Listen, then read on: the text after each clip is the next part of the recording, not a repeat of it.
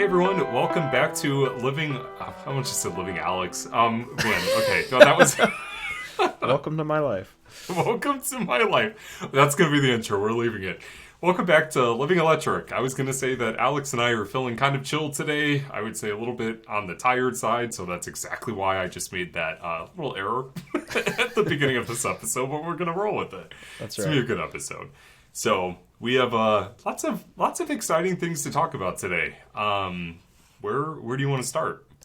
I want to start with the E-Ray. I think that was kind of a different announcement than I think a lot of people were expecting. I think like we had seen a lot of rumors about Chevy making an electrified Corvette in some capacity. I think a lot of people were expecting a plug-in hybrid or fully hybrid or maybe an EV, which I don't think they're close to at this point. But yeah, the real news that came out was Chevy is releasing this. Did they even call it electrified? I didn't watch like the whole release. They did. Yeah, Okay. they've been calling it an electrified Corvette. Interesting. Yeah. Yeah. So I guess it's technically a hybrid, but with no plug on it. So the front motor is an EV motor. The rear motor is gas propelled, and the front motor, obviously, because you can't plug it in, it's just charged via the battery or the fuel, I guess, the gas fuel. So, and it's a tiny like 1.9 kilowatt hour battery, I think. Mhm. So, I mean, it's essentially nothing. Like, I feel like that's almost doing nothing. Yeah. I feel like it's almost like the perfect marriage of like, obviously, since it's a hybrid of like gas and electric. But I Yeah. think what's really interesting is that like GM realizes that electrification is really what's going to help a car perform better versus just sticking to like a gasoline powertrain. And Right. I know a lot of people might agree with me or disagree with that statement, but obviously, with electric motors providing so much torque, it just makes sense, to have Right. it in a sports car like a Corvette. But I think the disappointment for me is that it should have at least had a plug. Like, if it would have had, like, a bigger battery pack with doable range, like maybe 20, 25, 30 miles, that would have been great, Yeah. All-wheel drive electric Corvette. Like, I mean, what else would you want? Right. It's- And it's like the best performing Corvette ever, I've heard, right? It's the Yeah. or at least fastest, like quickest 0 to 60. So that's Yep. exciting. But yeah, you're exactly right. Like we've seen this on some other supercars where they've put a very small battery in there so they can get that really quick, like off the line acceleration that gas just can't do. So that part is cool. I'm glad they're moving in that direction. I think personally, I would have rather seen like you, I would have rather seen a plug-in hybrid of some sort. But I think just the Corvette genes, if you will, like don't really. I don't think that really fits it. I feel like you either got to go fully electric or do kind of what they did here, which is just enough electric to add performance. So Yeah. I do know that in stealth mode, which is like where it's mainly utilizing the electricity from the battery, you can go up to 45 miles per hour on electric range alone. Obviously, I'm sure that you have to be very careful with the throttle and how you accelerate. Yeah. But I would be very curious to like try that to see how that would work. same, yeah, Yeah. and like to your point, like that's probably going to get you what like less than a mile, like maybe 2 miles. Like it's Yeah. not going to get you very far. So No. yeah, I kept Yeah. thinking back to the land district, like the Corvette has a smaller battery than is on those those Yeah. bikes. This is true. Which is just like it's literally just like that big, like it's tiny. So I don't know. Yeah. It's definitely, I mean, it really kind of goes back to like the question, like, with like the Hummer, like, is it a waste of resources to do something like that and that Right. type of implementation? I'm still a firm believer, like if it gets people like more comfortable with driving an electric vehicle or like, it helps them kind of bridge that gap to go electric in some way, Right. then good. But yeah, I almost feel like just go big or go home in that aspect. I mean, the Corvette is so low anyways. It's already a very aerodynamic vehicle. And with them going to like a mid-engine platform for this, the new C8 Corvette, they absolutely could have done a bigger battery. Like, I feel like they Yeah. could have done a bigger battery in some capacity. Yeah. But I actually saw I think it was Marquez Brownlee's video. He showed like the basically the car with all the guts taken out of it. And they actually left a spot in there for a battery in like the original C8 design. So like Oh. Interesting. it was designed like that from the ground up to like have space for a battery eventually, which is pretty interesting. So Wow. they were already thinking about this when they designed the platform.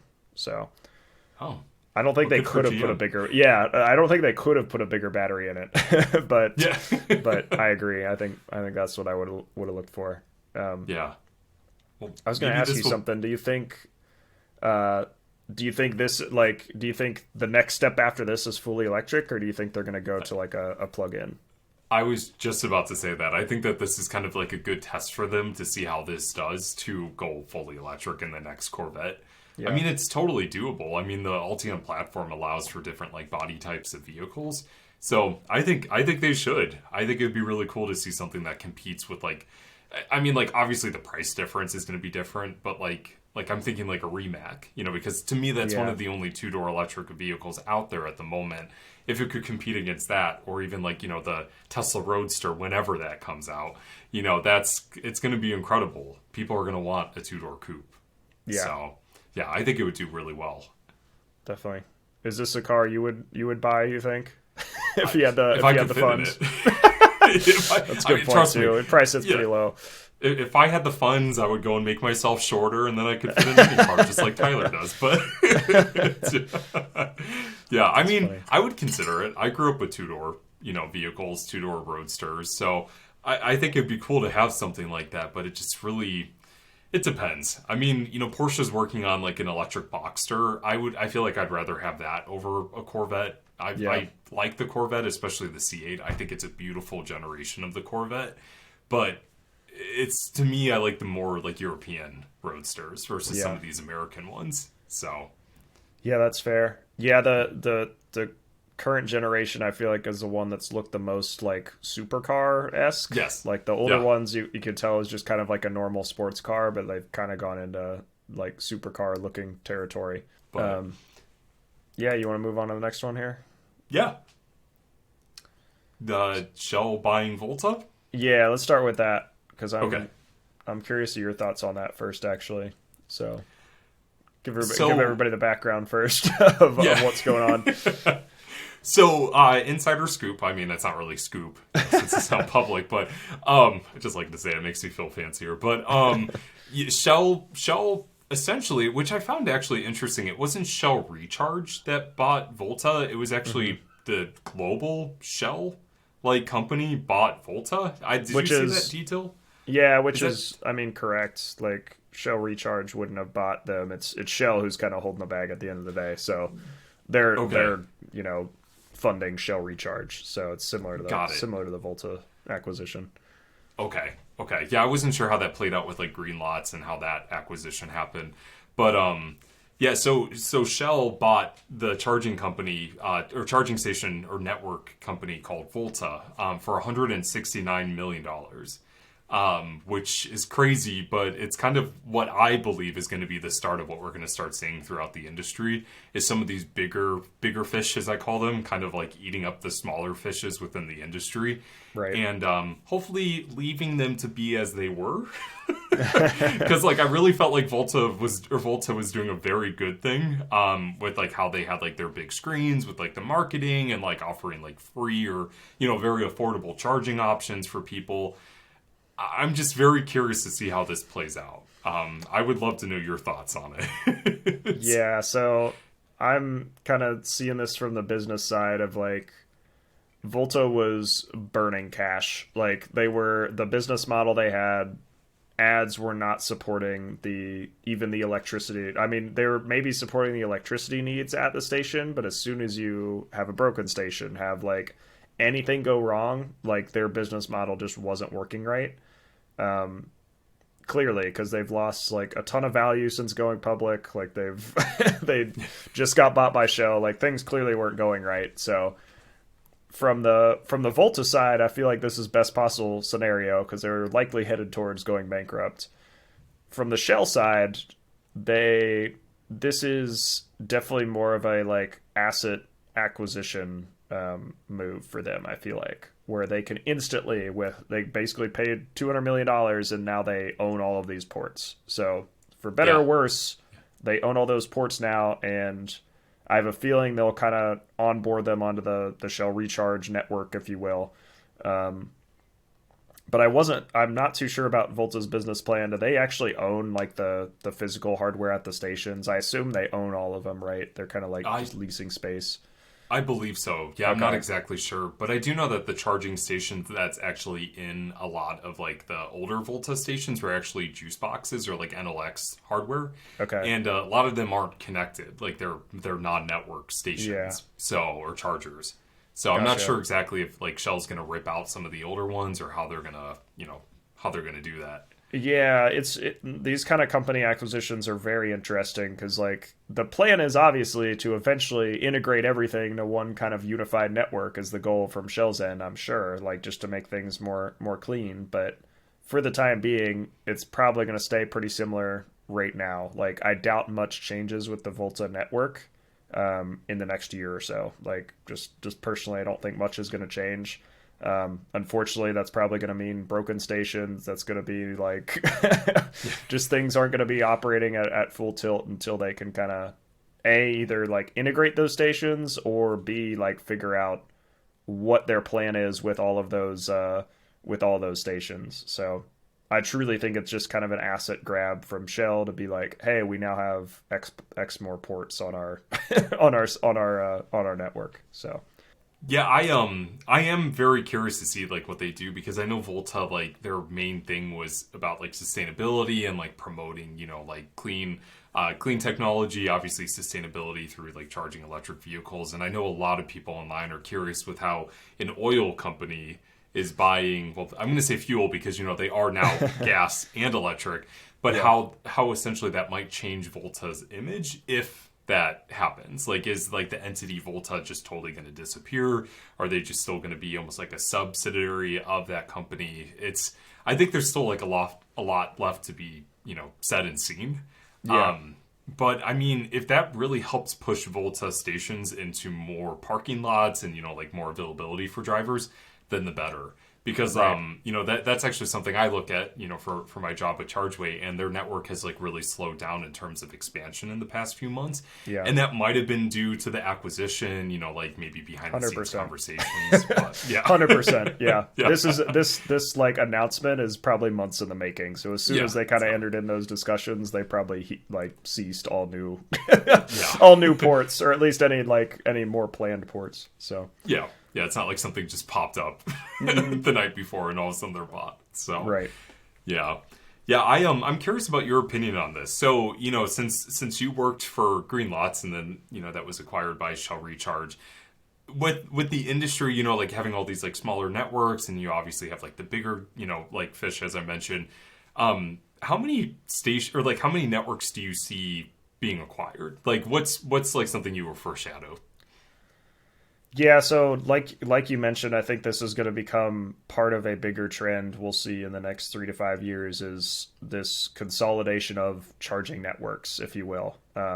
And similar to the gas industry, I think we're eventually going to see, there's only like 3 or 4 main players, and then there's kind of the small local ones. So like we've already seen that kind of initially, but I think it's even bigger across the EV charging scape because a lot of these brands or networks are trying to go like with a national footprint, whereas like it might be better to just be like, hey, we just got this local footprint in Ohio or whatever, because there's gas station chains like that now where it's like, hey, we are a regional gas station chain. We're not trying to go globally in like all 50 states.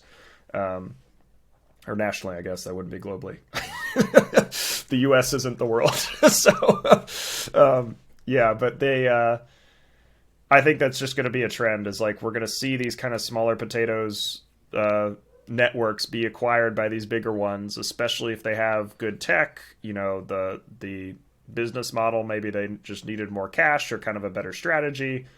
Or like in this case, I think it's purely, they just want the ports out there. Like this is like, the industry right now, I feel like is just it's a port grab from everybody right now. How many ports can we get out there? Yeah, I can't. I mean, I totally agree with you. You know, I'm sure a lot of this is just to get like those ports under their network and like have them available for people to utilize. Yeah.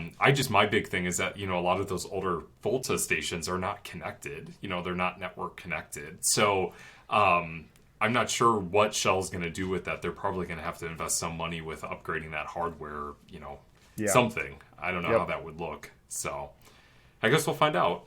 Yeah. I know they are like, I mean, we've seen in Europe especially, they are investing a lot in the like building up their own network, if you will, versus just managing the software side, which is where like a lot of these like Shell Recharge, especially Green Lots, like they were more of a network manager than a network operator, if you will. Yeah. Yeah. So they really only manage the software side, not as much on the like actual physical hardware. So I think we're seeing that change though, where like Electrify America is a great example. They operate the physical hardware side of things, but also kind of have their branded network. So it's yeah, I don't know what to think because it could go so many different directions. And I think a lot of people are realizing like how much cash, how much investment it takes to operate a charging network. Like it's not. Oh yeah. And like the business case just isn't there for it yet. Like just purely selling electricity just doesn't make a ton of sense. So I don't know. I think a lot of companies are figuring that out. Oh yeah. Yeah. Yeah, I think, I mean, we've touched on this too, and, you know, a podcast I've listened to has mentioned, you know, the EV revolution as a big cash grab, you know, so like a lot of people want to get involved, and yeah, it's, I agree with you. I think in the next 3 to 5 years, we're really going to start seeing these like smaller networks just being gobbled up. Yeah, let's wrap up with kind of used Tesla prices, because I think that was a shock to a lot of people, just in general. So, yeah. Including me. Yeah, so, well, I mean, to begin, you know, Tesla recently announced, I think this was a week and a half ago, they cut prices of both the Model 3 and Model Y, and I believe I think the Model S too, I think they cut all them their slightly. Vehicles. Yeah, Was it the Model X as in well? price. Oh, Yep. okay. Mm-hmm. But I think the biggest price cut was the Model Y, because that was dropped by 20%. For long range, it went from like 66,000 to about 52,000, essentially overnight. You know, it was a huge price cut. So it definitely got people excited. You know, people were very happy with it, because especially people going from other vehicles into a Tesla, you know, it made them more accessible in a sense. Right. And with them being under that price cap of $55,000, some of them would qualify for the new federal tax credit, which is good. You know, it gets people excited. But for current Tesla owners, it's not exactly happy news for some people. Yeah, you never want to see the model that you're driving drop in price, especially new, right? Yes. So exactly. Yeah, and our value of our Model 3 essentially just like plummeted overnight. Yeah. And we have less than 14,000 miles on our car. So it's essentially still a newer Model 3, and now it dropped by like $20,000 in value. Yeah. Not great. So no. But there are a few reasons why. Yeah, so we'll link, I think Doug DeMuro had a pretty good video on it, and I've seen just some other speculation, but we'll cover some of the points that he covered in his videos and kind of give our thoughts as well. But one of the big ones he touched on in the video was just higher interest rates. So, like, just, again, economically, like, that really affects a lot of things. I wasn't 100% in agreement with him, because he said high interest rates especially affect people that work in that industry. So he said something like, basically it's a lot of people that work in banking or like are affected by these high interest rates is directly affecting their business, so they can no longer afford a Model 3. So prices then are dropping, which I'm not 100% in agreement with. I think just the interest rates in general, they affect everybody. So yeah, I don't understand that. I mean, I'm not an economist and I don't have like an accounting background or anything like that, but I don't understand how that would impact that. Yeah, like higher interest rates are generally not as good for people in that business, because it's then harder to sell things, to be like, oh, you can buy this car with an 8% interest rate, when it's way cheaper to buy it with 3% interest rate. Kind of similar to that. So when people are giving out like loan officers and stuff like that, like when they're selling a house, like it's way harder to get more people to buy houses when mortgage rates are 8%. So got it. Okay, that's kind of the reason he was giving, which I kind of agree with, kind of don't. Like, I think that just affects a new car purchase regardless. So the interest rates are definitely affecting that. I don't know what you got your loan in at, but mine's like, I think 3.5% or something like that. So ours is around 4. Okay, so definitely lower. If I just looked on their site recently, and I think it's like a 5 or 6% loan rate right now, which is like just not great. Tyler's Mini is 7%. Seriously? Oh my gosh. Yeah, but it's actually holding its value, so we should be able to refinance it at some point. That's true. Yeah, but yeah, it made me want to vomit when I saw that. Yeah. So yeah, I think that's definitely playing a role. And that's, I mean, it's kind of, I don't want to turn into an economy podcast, but I won't let it, because I don't know anything about that. So, but I think that definitely affects people. Like when they see, oh, my loan is now like $800 instead of $600 a month. So like that definitely gives people kind of second guessing them. So Tesla's basically cutting prices to counteract that, which I think is necessary. But the other part, which I think is probably higher contributing, that he mentioned in the video, was the wait times for new vehicles have just dramatically dropped in the past 6 months. So previously, you would basically have to people were buying used vehicles because it was quicker to get a vehicle that was a year old and pay the same price than it was to buy a new vehicle at the same price and we did that. Wait. Yeah, so yeah. I mean, that has essentially gone away now, where you can get a new Tesla, within a month, and it's brand new. Nobody's ever driven it before. It's got, a brand new battery, all that stuff. Whereas you just couldn't do that 6 months ago. So I think that's probably the more contributing factor to the dropping prices, is they don't have this crazy backlog of production. Yeah.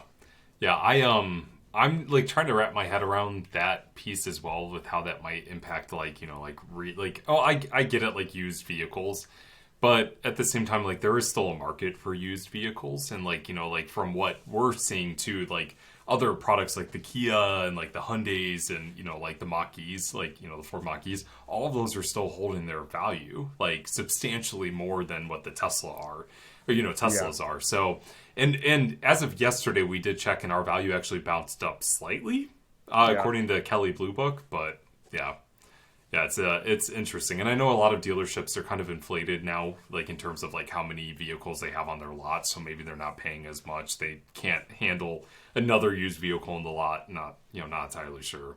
Yeah. I am curious how that'll affect other vehicles, because I think as they kind of pick up production and meet that demand. But the thing is, a lot of the non-Tesla vehicles are brand new models, so they're still ramping up production. So you're still waiting on a new car. Like like our Ford F-150 is a perfect example. Like we just got invited, I think. It's probably been 4 or 5 months now. But like they'll text us occasionally saying, "Hey, are you ready to order your car?" And it's like, I mean, no, we don't really want it right now. So it's like, I'm curious how that'll affect everybody else, because I think we'll see a similar thing on other brands as that kind of wait time goes down. So for sure. Yeah. And then the last one was demand. I'm curious about this because, Doug DeMuro mentioned like demand was down for Teslas. And I get it, like there's a lot of EVs that are coming to the market, but my personal opinion, I don't think that's necessarily the case for Tesla. I would love your opinion on that, because like they're selling like crazy.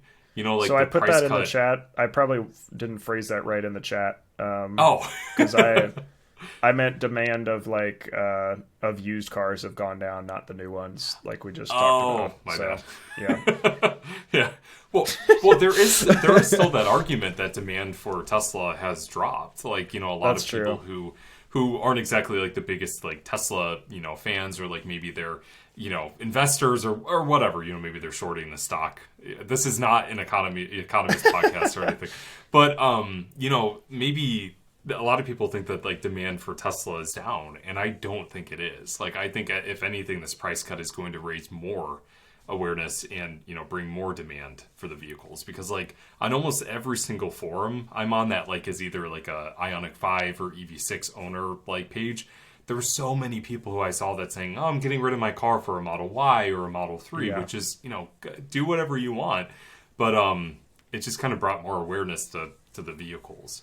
I think so. I think just the Tesla prices in general have gotten so inflated over the past year or so, and I think this was really like a market adjustment to be like, hey, this is what these cars are worth in the current, economic sphere in the car market, like, which I agree with now. I think people are having that look now, exactly what you're saying. They're saying, oh, I've got this Mach-E on order, or I could order a Model Y and get a similar car and pay roughly the same amount or less. So yeah. Well, maybe one day we'll see that $35,000 Model 3. I'm already seeing it with my resale value. So right. I was looking actually, like the used prices on cars in general have gone down a ton, and we've thought about getting a second car. Because Mallory's car, like, I don't want to drive, and we're probably going to sell it here in the next 6 months. So I was like, I want to pick up a used EV of some sort that's relatively affordable, and I've been debating between like a really old Model S or like a few-year-old like Nissan Leaf or something like that. And I feel like a Model S would be more fun, but I'm also not sure of all the like problems that may arise with it. Like, I definitely want to get one that either has a battery replaced or has the MCU replaced, because I know those are like big things that go wrong. So I don't want to get into that mess as well. So trying to play it careful here. Yeah. Well, I mean, the good thing is that there are a lot of good used EV options. Like, even if you guys just got like a standard range Model 3, like you can find really good used deals on that. Right. Or even a brand new Bolt, since they have like the tax credit right now, you could essentially get one for under $20,000 with the tax credit. Yeah, I'm careful with that because we'd still be waiting till next April to get that tax credit is the problem. It does make sense, but it's then you're waiting. Over a year for $7,500. Yeah. Well, I say just get a hybrid. No, I'm just kidding. But all right. Anything else you want to discuss? Are we good for today? I think I'm good. There's a lot going on, and as I mentioned at the beginning of this episode when I had that error, Alex and I are kind of tired. So hopefully next episode we'll have a little bit more energy, a little bit more living electric. But yeah, no, I'm good. All right, cool. We'll see everybody in the next episode.